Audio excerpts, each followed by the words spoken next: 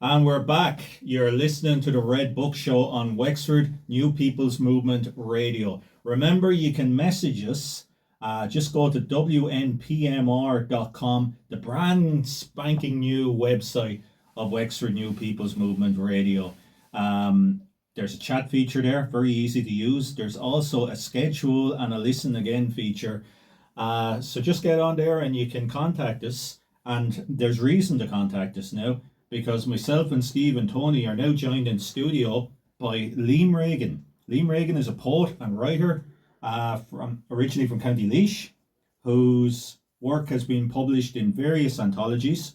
He published his first collection of poetry called Along the Grassy Path in 2022.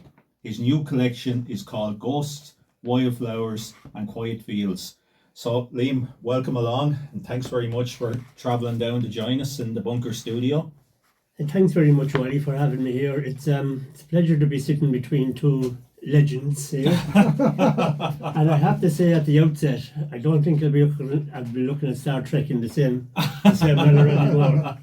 Nor the War Boys, I'd say. Well, I thought I was listening to the husky voice of Mark Knopfler there when I was listening to Steve singing. But anyway, thanks very much, lads, for having me. That's great, Liam, and I should mention at the outset that both of your books are available at Red Books, and we're very proud to have them here. But what got you started in writing? Where did it all start? It all started, well, it's a good maybe 8 years ago probably. I did a workshop in a writing workshop, and I entered a competition resulting from that workshop. The only thing about the competition was the story had to involve a horse. Okay. And I wrote a story involving a horse, and I was lucky enough that it was placed in third place. It was a big surprise for me. That story, The Tower it was called. I got it published afterwards in an anthology, a horror anthology called Haunted House. Okay. And it sort of took off from there. Yeah. And how did you end up in that workshop 8 years ago? What was it that? Well, it was advertised. It was something to do, I suppose, and I was interested in writing anyway. Yeah. I was writing. Yeah. I was writing poetry, basically, years before, maybe 20 years before that. But look, it wasn't really what you'd get published, but right. I had the interest there, and I went on from there. Yeah, you were a voracious reader. Yeah, I like reading. Yeah. And I could tell you've been writing for longer than just back to 2020. Because those kind of things, those kind of capacities build up over time. Yeah. Yeah, it's especially with poetry, it's observation. I suppose we're all writing is observation. Yeah. To look at things, and anybody can look at something, but you have to see things. You have to see the minute things in subjects. And is that easier to get across in poetry? I think you've done some prose too. I don't know if it's easier in poetry. It is in a way, but poetry is more compressed. In a story, you can tell the story over a number of pages. Yeah. But in a poem, you have to compress it, tell the story in so many lines. A very difficult skill, I think, and I think non-writers they might not see that in poetry. That I know I've never been able to grasp poetry. I've never been able to write it. Yeah, but I did a poetry workshop with, I think Stephen is familiar with Dr. Derry Coyle. Yeah. In Carrow College. That's right, yeah. Which brings me on to the subject of Carrow College, because they're looking to close it now. Oh, it's horrible. Which is a scandal, It's bad planning by government for a start. In every way. It is absolutely terrible. We've talked about this on the show before. We do one of our favourite, twice a year we go up there for a book fair in St. Patrick's, and it's a great place. The students there in a minute, it's different. They're there because they want to be there. They're booky. They you know, they take it all in. Yeah, well, to close a place like that is a crime. It's a crime, and it's Yeah. as far as I know, and I'm open to correction on this, but I think it's the only institution in the southeast of the I country think you're right. that does humanities and rate Yeah. those subjects, and it would be a scandal to lose it. There's no need to lose it for a start, in my opinion. It's sort of like, I don't know if it's an attempt at anything or just a disregard or just an ignorance, but the result is it's a sterilization of culture. You know, it's a killing of culture. Well, that's true, and certain politicians don't take that into account. Like it's all the bottom line. Yeah. But you know, you don't make a profit out of education. Education is there for the people. Yeah, exactly. It's not a profit making issue. No, subject. no, it's not, because you can't even calculate the end result of education. You can't put it into a cost benefit analysis. It's you have no idea what one thing leads to another thing leads to another thing, and something really magical happens at some point in the future, and you're cutting off that possibility. That's true. Yeah. That's true. So Derry Kyle was a big influence on you then from that. He was, as regards poetry, he was, certainly was. Yeah, he's brilliant. Apart from being an influence, he's a good friend as well. Yeah, he's a friend to me too. Yeah. And I mean, you talked about being a voracious reader. Was it always poetry, or did you start with? No, it wasn't always poetry. I started the same as everybody else, I suppose, reading books, especially when I was a young fella. We had all the old classics, you know, the likes of Robin Hood, Ivanhoe, Last of the Mohicans, Robinson Crusoe, all those books. Yeah, We read books. My brother and myself read all those books. Yeah. It built on from there. Yeah. And can you remember when you first found a poet that you connected with, or you said this is something? I think Patrick Kavanagh was the first poet I really got to like. But then after, when I read Seamus Heaney, I took more of a. I thought he was better.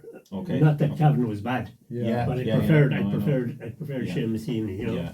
But there are lots of poets that I like reading. One poet that I've taken up with to read lately, and I haven't read much of her work, and I don't know, maybe Steve might know her. She's an American lady. She's Joy Harjo. I've heard her name. But she was the first Native American woman to be poet laureate of the U.S. Yeah. She writes lovely stuff. Her poetry reflects her culture, her Native American culture, and it's really good stuff. Yeah, no, fantastic. And would you call it maybe political poetry as well? Mine? No, Joy. No, you could call it political poetry. Yeah. Apart from poetry, she's a musician, and she gets those messages across in her music as well. So I think in a way, all poetry is political. Yeah. Because you have to write what you see. And You can't tell it. Well, you can't be afraid, and but at the same time, you can't tell people what to think. But you have to put it out there and let people draw their own conclusions when they read it. Yeah. So that's it. Recently, you've had. Drink water. Oh yeah, no Please. problem. Recently, you've had 2 poems published on the Palestinian embassy website. I did, and it was great to get them published. It was a great honour, and the ambassador invited us up to meet with her in the embassy, which we did.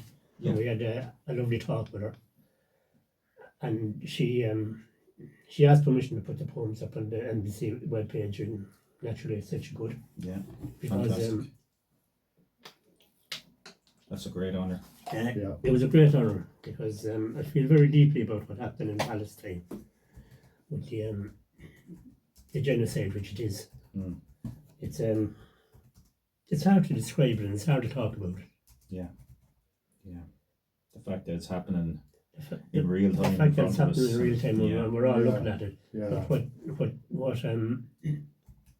bothers me about it is the world is standing back and looking at it. Yeah, no one's stopping it No one is making an from attempt the to stop outside. it. Not even an attempt. No. Well, there are people that making attempts, but no one in a position of authority No, power.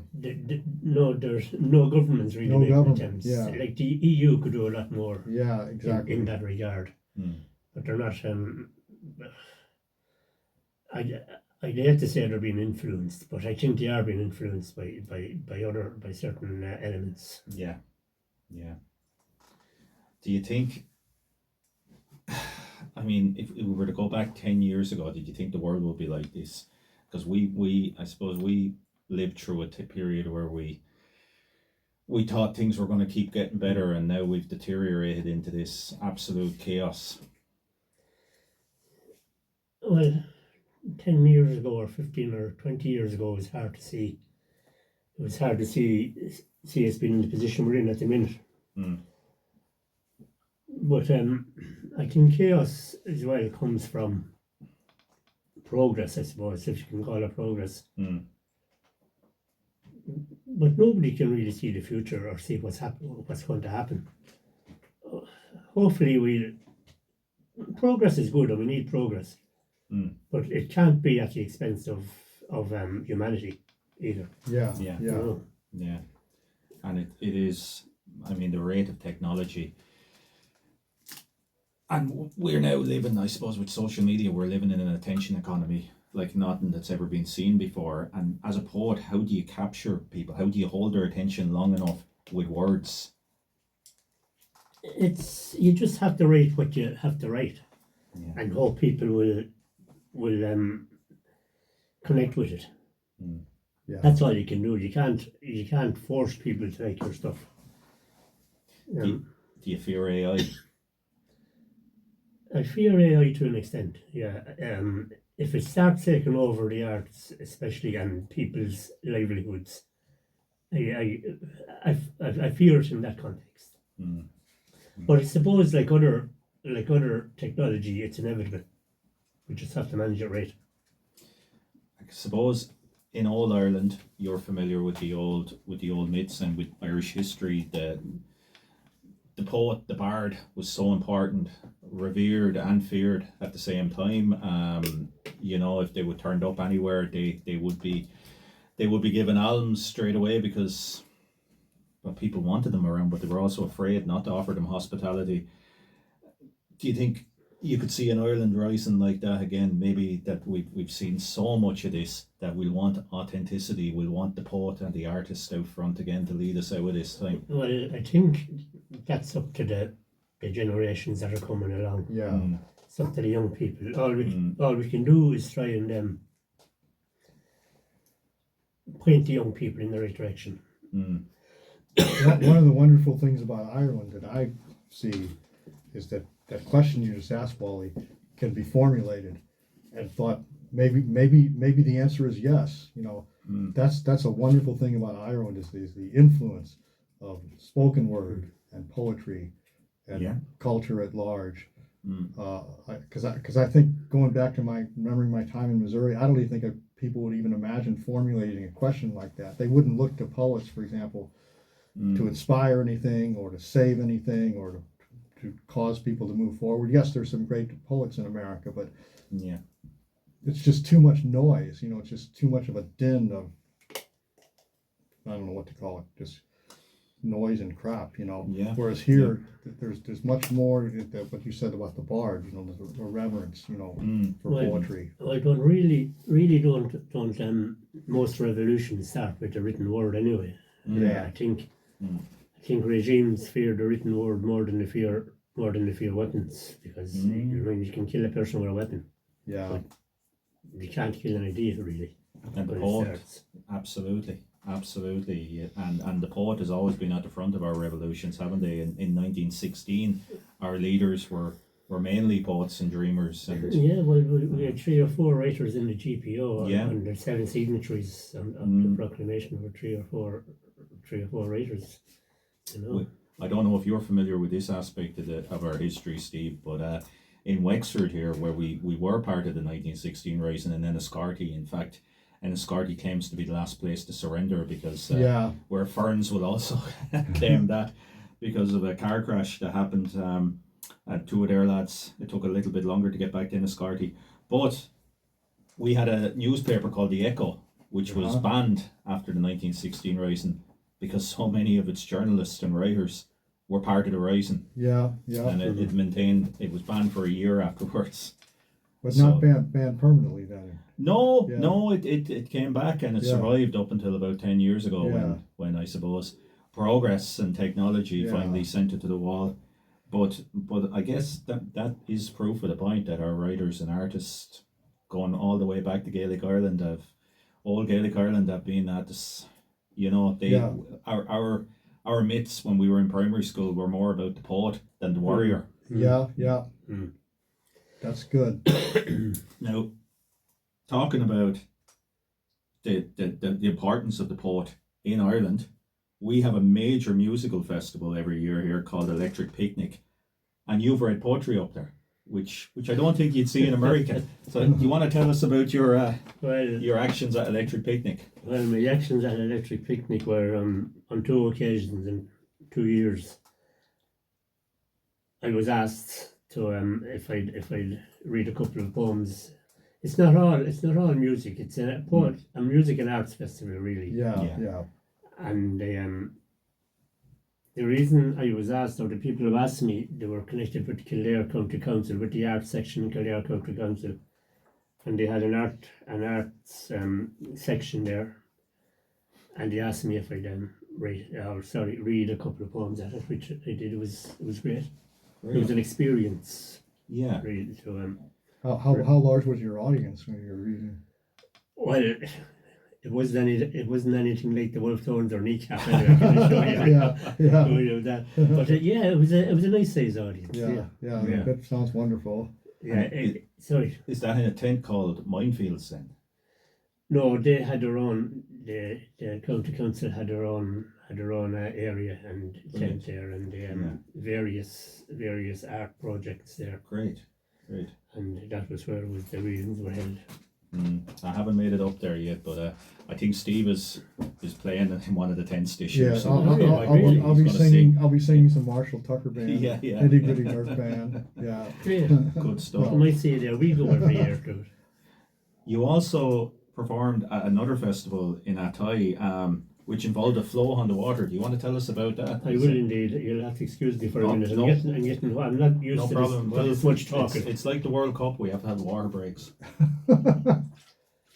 Not 20 minutes now. The festival on the Barrow. It's a festival to sort of commemorate the goddess Barba, the goddess of the river of the Barrow.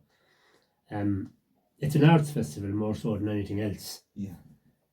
And every year they have a float on the river with lights on it, and they put it on it when it's getting dusk. And they have the candles. These are electric candles, They have those in sort of square enclosures. And they asked me if I do a couple of poems connected to the river, which I did, and they imprinted them. Some of the artists imprinted them onto these little cases. Yeah. And from the end, and when it gets dark, you can, well, if you're up close enough, you can read it. You can read them through the light that's behind them. Yeah. That's lovely. This year we're hoping to, or they are hoping to, they left an old boat up in the Athy shed, which I'm a member of, and we're doing up the boat for the festival next year. Okay. Should be interesting. So what kind of boat are you? Well, it's an open boat. It's a big boat. There's a chap in Athy. He runs boat tours, and this was one of his older boats. Cliff. Okay. Cliff Reed. Yeah. And he gave the boat over to the arts people. Yeah. And he had it out of commission. It was an old one, and it needs repair, so we're going to repair it. Brilliant, brilliant. Tell me, is there a lot of poetry and a big art scene in Athy in around the area? There's a big art scene. Yeah. There is an art house in Athy, especially for the arts. Okay. And I can say, if I can say at this juncture, my book is available in the art house in Athy as well. Good, good. Yeah. And where else is it available? It's available in there's a shop in Carlow in the Haddon Centre called Made in Carlow. It's Okay. available there, and it's available in Bookmark in Portlaoise. Brilliant, For brilliant. anybody And that's we up have around it in that red area, books as and well. it's in red books as well. Yeah. Brilliant, brilliant. Would you like to read one of your poems? Oh yeah. Yeah, Do yeah. you have anyone in particular? you'd like me to read? Anyone did you want to choose? Because Well, when- maybe you'll read from both collections. Yeah. it's very difficult to pick out one. Yeah, just feel free to pick one from this book, and then Yeah, From your first I'll read one from the second Oh, you got collection that, here. yeah. I have it here. okay. From Ghosts, Wildflowers and Quiet Fields. It's hard. It's difficult to select one. So I have one here. Maybe it's a little bit sad, if that's okay, because I know everybody is Well, it's- every family is touched with illness. Yeah. And I wrote this after watching somebody pass away with cancer. It's called Finding Peace. Well, when his illness was too much, and the tiredness of his eyes reflected his struggle, she looked after him. And when words forged in the cauldron of pain came, sharp and violent and angry, she listened in silence, and knew there was no anger. And on nights when the hum of the little pump brought ease to the agony, they drank honey wine, and brought flowers to bed, and spoke of better times gone. And in the morning he smiled at the rising of the sun, and cried at the singing of the birds, and in his mind he danced to the drumbeats of raindrops against the bedroom window. And on a day when winter's harshness surrendered to the tenderness of spring, he closed his eyes, and let his pain wash away in the salty flood of her tears. So I wrote that for a person that had passed away. That's beautiful. It's a beautiful piece. God, that is something else, and like you say, so many of us touched by that. And do you find when you're going through something like that writing can help you deal with the traumas? It does after a while. When anybody is going through an episode in their lives when someone close to them is ill or is passing away, it takes a while. It takes a while to for everything to come back, because people have to get over the mourning first. Yeah. They have to get over the sorrow. But Yeah. after a while, like it took, I suppose it was 6 or 7 months after to write that. I have one in the book for my cousin who died tragically, and it took me, I suppose, 2 years after she died to get around to writing that one. Yeah. And a fitting tributes to people then as well. Yeah, but when you're doing something like that, it has to be right. Yeah. Yeah. It's so And how hard do to you take know it. when it's right? How many drafts and rewrites is it all done in your head? It's done. It's done in a jotter and notebook. I write them all in longhand because it's the only way. And then I transfer them to the computer. Yeah. But the drafts, your poems are home.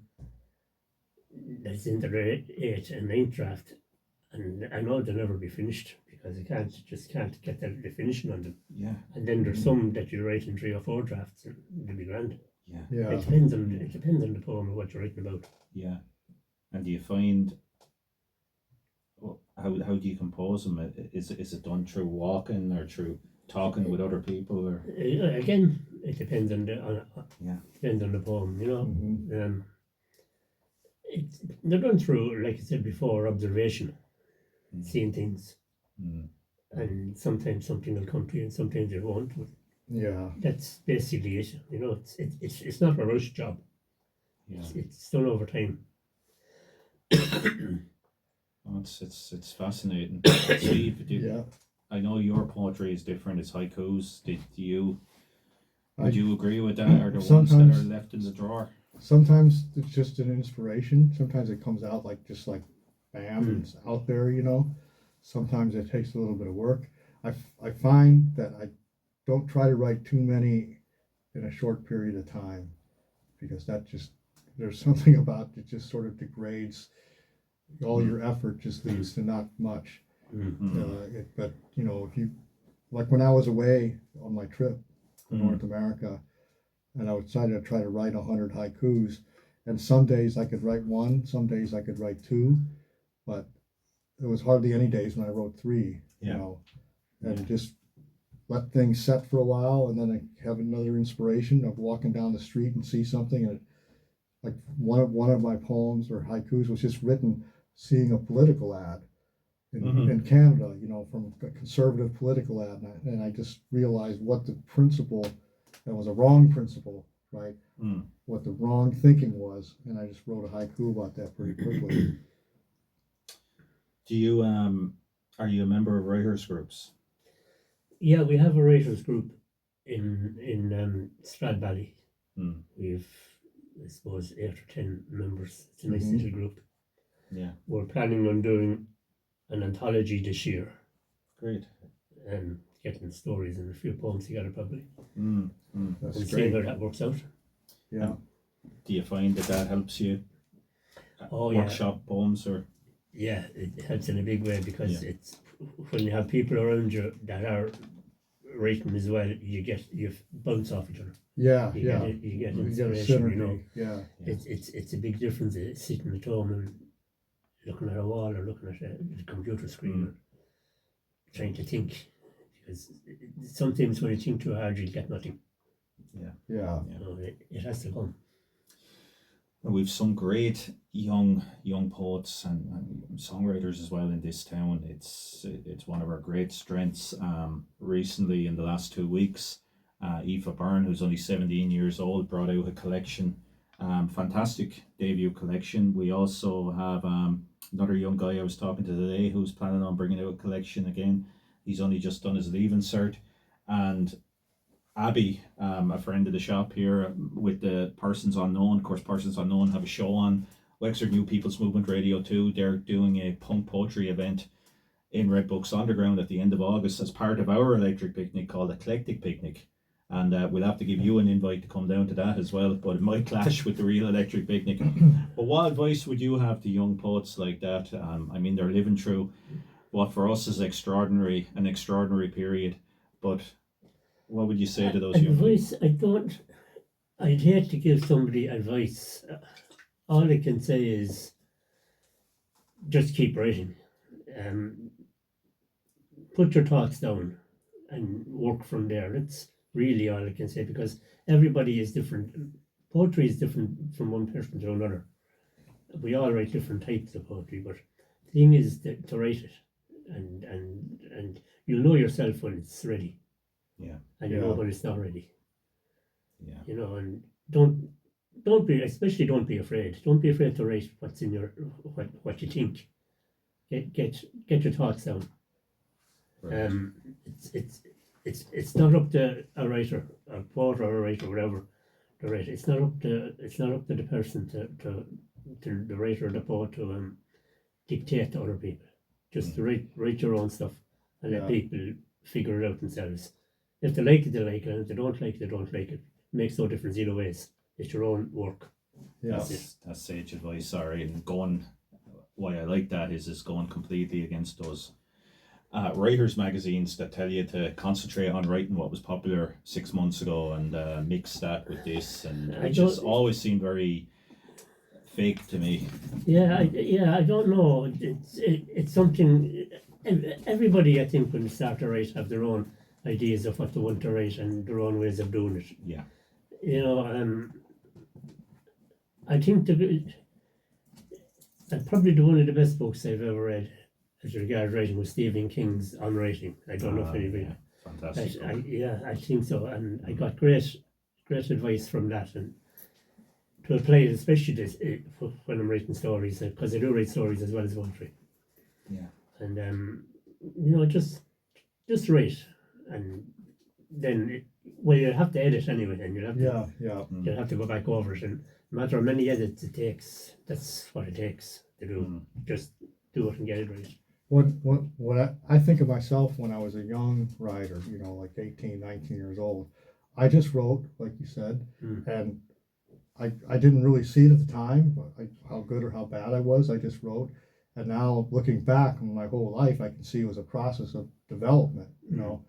It's almost like a blind, unseen, like a blind process of development where I just push forward, write something else. And like anything, like in athletics or any other talent, as you practice more of it. Exactly, you're 100% right there, Steve. Yeah. Just it's practice. It's practice. Practice, yeah. Yeah. So what's next for you, Liam? What are your plans? Yeah, I know you've just brought this one out. So Yeah, well, I brought this one out. Ghost Wildflowers and Quiet Fields came out there in April. We had a book launch in the library in Athy, and again, Dr. Derry Kyle launched it for me, which I was delighted with. What's next? Well, at the minute it's getting this into shops, and that'll take another, like I say, it's in 4 outlets so far, including Red Books. Yeah. What's next? I'm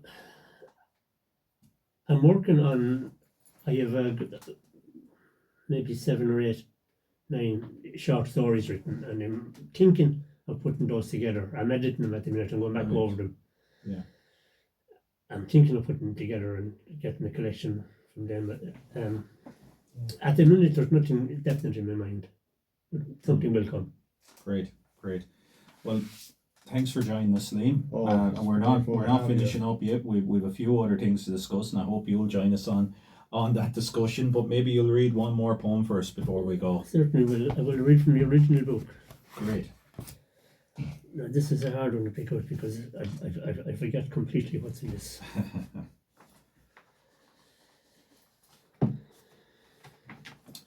And as we said before, Liam's 2 books, Along the Grassy Path and Ghost Wildflowers and Quiet Fields, can be picked up at Red Books and Red Books Underground. That's great, well, yeah. I'm going to read, this poem is called The Craftsman, and this was written for a very good friend of mine who passed away again with that cancer. And he was a stonemason, and he carved monuments for cemeteries and for graveyards. And the craftsman, I watched him working. I watched him working the piece of hard granite, patiently chipping away with his mallet and small chisel, hands covered in white dust, skin tough and calloused and weathered from years exposed to the elements, carving and shaping and smoothing. On his head, his old cap sits, perched sideways. I wondered how long he'd had it, perhaps since he started on this road as a lad. A finger was traced gently over the newly shaped edge, sharp enough to draw blood from a lesser mortal. Standing, he ran a practiced eye over his work before reaching for his well-used mug and tea that had gone cold. Oh, that's amazing. So that was for Johnny, was his friend's name. Okay, that's beautiful, Liam. Yeah. And thanks again for coming in. And I urge people, pick up copies of Liam's book. It's fantastic poetry, and it does go back to that old tradition of the Irish bard, I think. So it's truly an honour to have you here with us, Liam, Thank in you, the Liam. Booker Studio. Thanks very much. I know you travelled down to be here. Now, we're not going anywhere yet.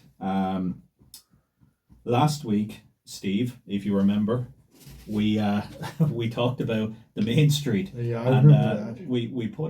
We all of our episodes, of course, can be heard on Listen Again feature on WNPMR.com. and also on Spotify, Red Books, and on YouTube, Red Books Wexford. And we put little clips up on Instagram and TikTok and Facebook and everything as well. And we were inundated with messages from a particular feature about the main street. Yeah. And if you remember, Steve, we put forward the proposition that Wexford could become the Galway of the East Coast. I remember that, yeah. And overwhelmingly, I think we got a very supportive response, but we did get a couple of people with a bit of a backlash. A couple of people said they didn't want Wexford to be the Galway of the East Coast. They like it the way it is now, and that's okay. And we also got a few people questioning our sanity, saying that Galway has a far higher population, over 80,000 compared to Wexford, and has a university and a lot of industry and including a huge tourism industry. And I think they may have completely missed the point of what we were trying to get across. Yeah. We're not saying that Wexford becomes Galway en masse. No, definitely not. What we were talking about, of course, was the cultural economy. Yeah. And that whether people like it or not, we told a story here when we were off air last week. Tony asked me, why do I have a bookshop on the hill up here, a good bit off the main street? And the reason I told both yourself and Tony was because in 2019, August 2019, when we opened this bookshop, there was no shops available on the main street. We had full occupancy on Wexford Main Street, and I was told that there was a waiting list to get near a shop on the main street. Now that's only, it's nearly 7 years ago. And it's a shock that things have changed. And now people accept that we have 40 empty shops on the main street. Yeah. And not only do they accept it, but they scoff when somebody would suggest that we could improve it. The first culture night we ever had here, about a month, 6 weeks after we opened, I was overwhelmed by the amount of people that were walking around the town that night. Yeah. People going to see pop-up music events, people going to see people like Liam reading poetry. Yeah. We didn't have any events on because we weren't that familiar with how culture night could be, but we just had a guy playing records on a record player, an old friend of ours, and the crowd that was moving, and people were talking to each other, people were being humans, I suppose. Humans. Yeah. Yeah. And now, in the space of 7 years after the pandemic, after the lockdowns, we've managed to convince ourselves that not only that that's not possible anymore, but that never actually happened. Yeah. But we, you know, it's amazing. It is Not in absolutely a good way. crazy. We have things in this town that we could use to build a cultural economy. We have creative industries driven by artistic and intellectual output, including publishing, video games, performing arts, and the written word. Only last Saturday, Wexford Craft Studios opened up at the bottom of this street, Yeah. the bottom of the hill, where there's a lot of makers. There's a lot of makers down in Eclectic Avenue and in the Maker's House itself on Wexford Quayfront. We talked about the young writers, the young musicians, the young musicians who tell us there's no venues for them to play in Wexford town, even though we have 40 empty shop units that aren't allowed to be pop-ups because of an obscure bylaw, basically, which says that the landlord will be liable for full rates if he lets anybody into them. That's an institutional impediment. It's an institutional resistance to something that look at this as an economist. We have a phrase called excess capacity.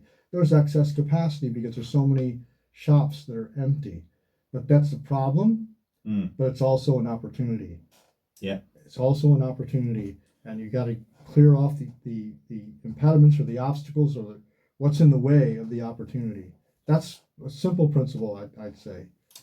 A local councillor put up a post this morning, a picture of Wexford Main Street getting washed. Now, obviously, we're in a period where it hasn't rained, so there's going to be a bit of grime and dirt getting on the main street. And we had a lot of Facebook warriors, keyboard warriors coming on and saying how dirty the town looked, how terrible town it was.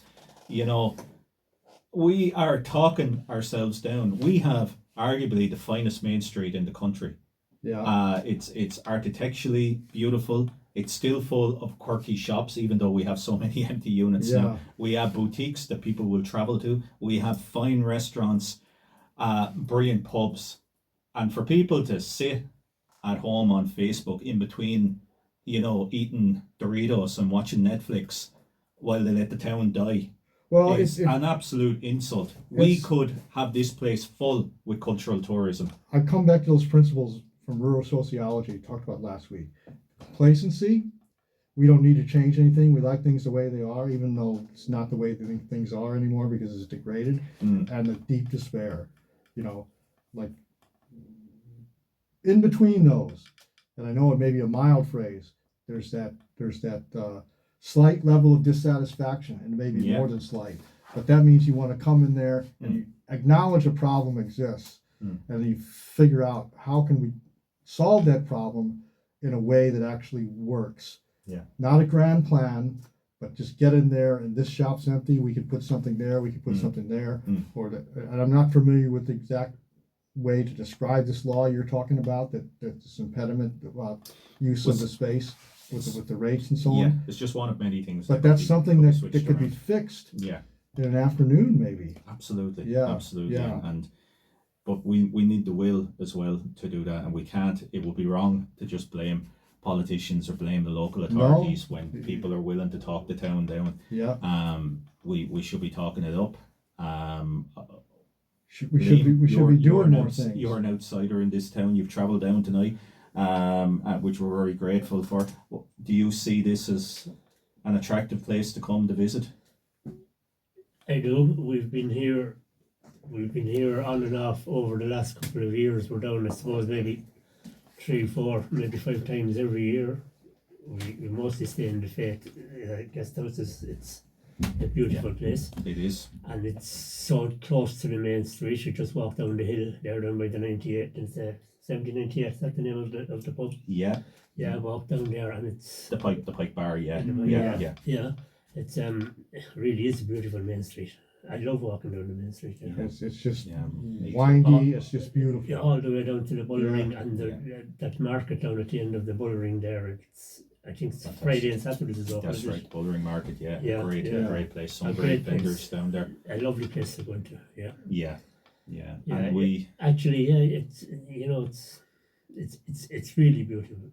Main Yeah. Street. Yeah. I think we've definitely more pros than cons here. We just Oh, need without a to doubt. talk things up. Much We more. we Yeah. told a story last year about because people don't think a lot of people have got into their head that no one wants to come here. No one wants to come onto the main street. Tourists don't want to come here. But last year, of course, we make very bad videos on Instagram, which you've seen, I'm sure, Liam. And we had American no comment tourists on that. coming down here from Dublin last year. People going on holiday to Galway who travelled to Wexford to see the town based on those videos. And Now, just if to walk through the door and go, "Hey, Wally, you got the Gutenberg Bible?" If a Yeah. couple of idiots in a second-hand bookshop Yeah. can make videos to get Americans to come here, I would have to question why our local authority can't do it with all the funding available to them.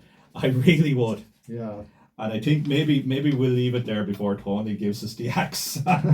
We go too far. Tony, Wexford New People's Movement Radio, going from strength to strength. Even in the middle of a heat wave, there's new people coming on. Pure community, absolute community radio. Do you want to tell us what's coming up this week? 20 shows this week and more to come. Actually 21, we had a new one today. Homecoming with Megan English, all about astrology. When is that on? That's on of Tuesday from 2 to 3, yet to be confirmed, but it will be confirmed hopefully Brilliant. tonight or tomorrow morning. Great. At least, but Fantastic. Monday sees Gaelgan Brishta with Dahi and Liam. Insights with Liam Mullen then is 1:15 to 1:45. Persons unknown 2 to 3. Women Let Loose then is 7 to 8. Then Tuesday, all roads lead to it. Rory and Millie 3:30 to 4:30. The Red Book Show, which you're listening to right now, 7 to 9 of a Tuesday. Wednesday's Rory's Record Shop with Rory Corrigan 12 to 1. The Euros and Beyond is a language program with Liam Mullen from 1:15 to 2. Good Times, Bad Times with Phil Hughes is a book review show, 6:45 to 7:45. Then we have The Hump, Patrick Lampert from 8 to 9. Come here, Tommy. This is with Jimmy T. Is on a Thursday, but it's actually moving now to Wednesday from 12 to 1. So, and then Connect Again will be Thursday night, 7 to 8. Friday from a show for myself in the evening. Although I don't get around to playing, I'm too busy producing stuff now at the moment. But Saturday's Nerd Up with Shane Hurley at 12 to 1. Art and Culture Hour with Annie and Pippa 2 to 3. Couple of Fuckle with Ash Bracken 3:15 to 3:45.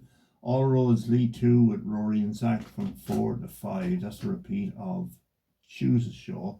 And then Sunday's a mixed bag with me but as and from next Monday, every day I'll be playing from it's called the Bunker Hits. So it'll be 60s, 70s, 80s and 90s music every day from different hours, but it'll be on the website, it'll be on the Facebook page as well. Trojan and work. That's it. Yeah. Trojan For work, now. Tony. It's fantastic, Yeah. and we said it before and we'll say it again. Wexford New People's Movement Radio is to community what Jeff Bezos is to stealing water and putting it into his data centers. So it's fantastic. We don't need water to run here. We just every so often does it. So thank you, Tony. Thanks Tony.